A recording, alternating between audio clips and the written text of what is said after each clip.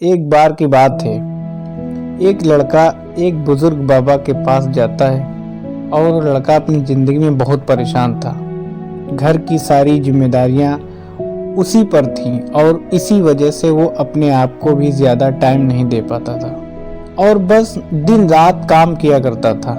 वो उसके दोस्तों और उसकी फैमिली वालों को भी टाइम नहीं दे पाता था।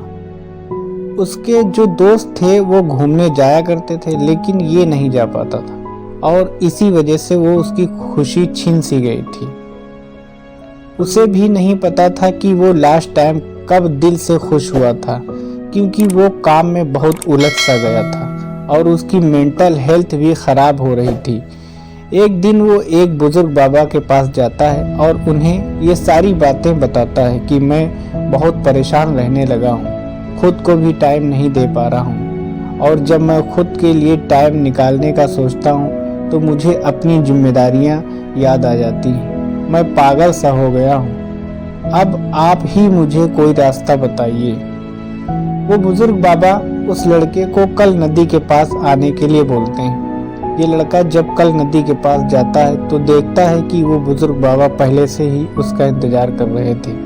लड़का बाबा से कहता है कि बताइए बाबा, अब मुझे क्या करना है। तो बुजुर्ग बाबा उस लड़के से कहते हैं, बताता हूँ, लेकिन पहले हमें नदी की उस साइड में जाना है, मतलब नदी की उस किनारे पर जाने के बाद मैं बताऊंगा कि तुम्हें क्या करना चाहिए।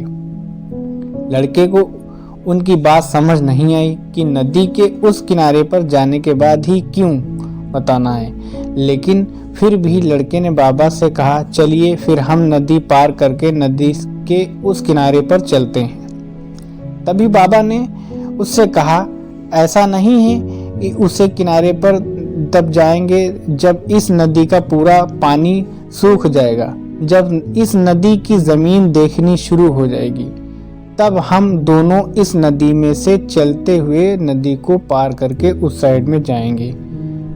लड़के ने बाबा की तरफ देखते हुए कहा, बाबा आप ये क्या बोल रहे हो? जब इस नदी का सारा पानी सूख जाएगा तब हम यह नदी पार करके उस साइड जाएंगे तो शायद ऐसा कभी नहीं होगा, पर हम उस साइड में जा ही नहीं पाएंगे।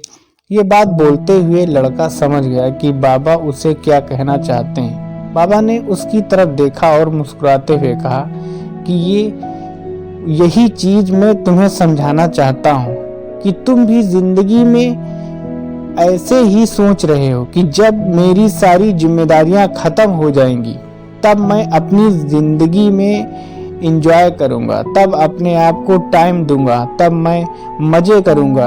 तो ऐसा कभी नहीं हो सकता है, क्योंकि जिम्मेदारियां कभी भी खत्म ही नहीं हो सकती हैं। अब वो लड़का क्लियर तरीके से समझ गया था कि चाहे अमीर आदमी हो या गरीब, उसके ऊपर कुछ ना कुछ जिम्मेदारियां तो होती ही हैं और वो उन्हीं जिम्मेदारियों में से कुछ टाइम निकालकर एंजॉय कर लेते हैं और इसे ही जिंदगी कहते हैं। दोस्तों, इस कहानी से हम ये सीख मिलती है कि जिंदगी बहुत छोटी है और टाइम बहुत फास्ट, तो अपनी जिंदगी के हर मोमेंट को एंजॉय करो, नहीं तो टाइम निकल जाएगा। आपको ये कहानी कैसी लगी?